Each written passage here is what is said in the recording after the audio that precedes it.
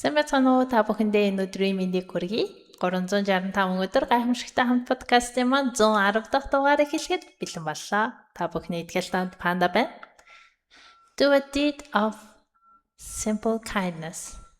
Though it is and you may not see, it may reach like widening ripples down a long eternity.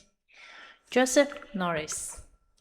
За хэдүүлээ персептийн талаар ярихаас өмнө Joseph Norris гэж хинбэ гэдэг талаар жоохон сонирхоод үзье.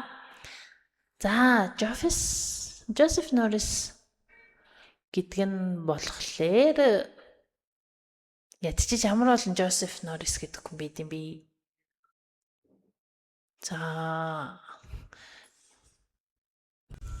За өнөөдрийн манд персептийн хувьд болохоор Joseph Norris-ийн нөлөөлөл буюу influence гэдэг шүлгийн нэг төгсгөлийн бадаг байт юм байна л да. Гэтэл яг энэ зохиолчийн хувьд болохоор уран зохиолын түүхэнд энэхүү шүлгийг тэр бүр том намтар түүхэн үлдээгүй байдаг бөгөөд 19-р зууны сүүл эсвэл 20-р зууны ихэнх үеийн Joseph Norris гэдэг яруу найрагч бичсэн гэж тэмдэглэгдсэн юм байна. Тэгээд уг бүтээл нь өөрөө зохиолчоос илүү алдартай болсон байдаг бөгөөд дэлхийд даяар уран зориг өгөх ил захидал, постэр, сурах бичиг болон илтгэлүүдээр хамгийн их татагддаг шүлгүүдийн нэг юм байна. За хэдүүлээ энэ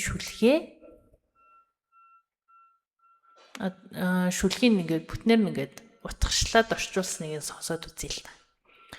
Усан дээр жижиг хайрах шидхүү минь. Ус тэгээд алсхол давалгаална. Дээр нь бүжигт нарны цацраг. Оддын зүг гэрлээ ойлгоно. Хажуугаар зүрх хүнд инээмсэглэл бэлтгэл.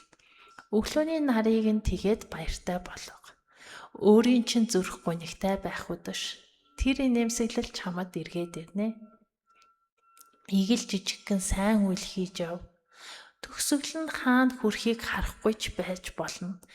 Тэгэвч тэр үйлс усны долгион шиг тэлсээр төгсгөлгүй мөнхийн алсад хүрэх юм билүү.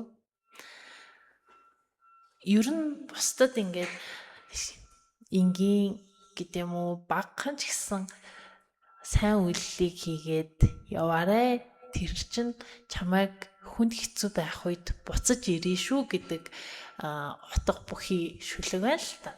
Тэгээд яг энэ хэсэг нь надад таалагдлаа л да. Персептийн маань яг хэсэг биш, тэр нь яг өмнөх бадаг нь хажуугаар зүрх хүнд инээмсэглэл бэлгэл.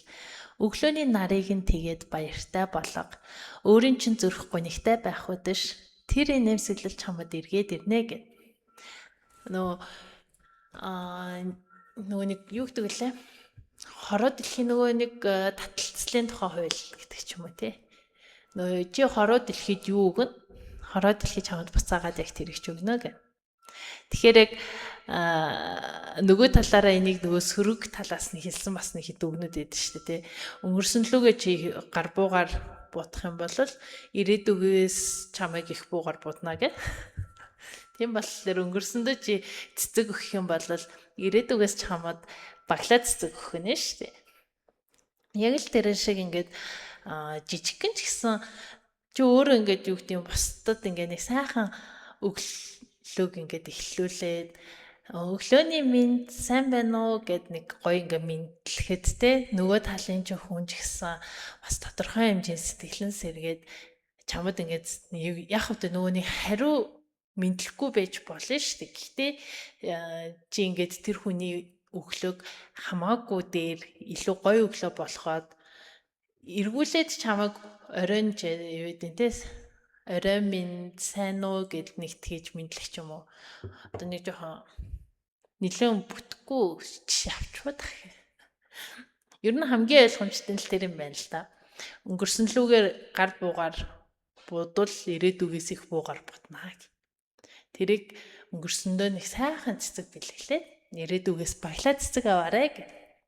За тэгээд өнөөдрийнхөө персептик өнөөдрийн дугаарыг энэ хүргээд өндөрлөө.